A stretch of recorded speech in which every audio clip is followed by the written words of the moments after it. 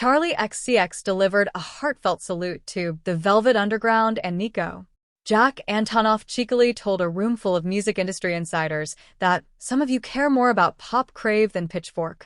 Lana Del Rey confessed she didn't submit her music for Grammy nominations early on because she didn't know how.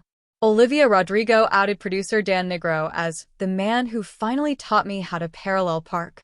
And Lainey Wilson spoke from the heart about her journey that began in a tiny Louisiana town, writing about tequila and cigarettes at 10 years old on Saturday during Variety's 8th annual Hitmakers Brunch, saluting the artists and industry insiders behind the year's 25 top songs.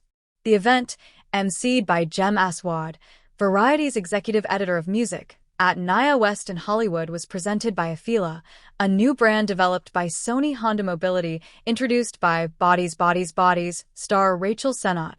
Charli xcx threw a curveball into her acceptance remarks as Hitmaker of the Year when she noted that the definition of hit is in the eye of the beholder.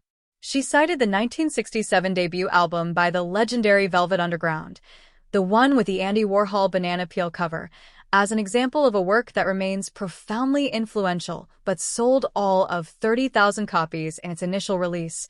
This record is one of the most influential and groundbreaking records of our time. It's the apex of fine art and underground culture, colliding high and low. Poetry meets drugs, earnest and arrogant, she said. She also noted that the Warhol cover has been featured in the world's most prestigious art museums.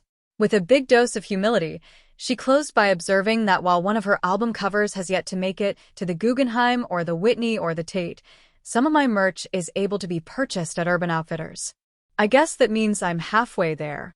As Charli delivered her remarks, the internet began to smolder as fans reacted to her dress that left little to the imagination, particularly on top.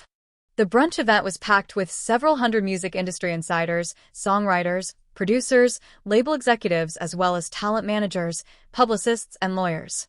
The mood was buoyant after a solid year for tunesmiths and disquaries, with massive hits from both established artists and newcomers such as Shabozy and Benson Boone, who were both fated with Hitmaker's Newcomer of the Year kudos.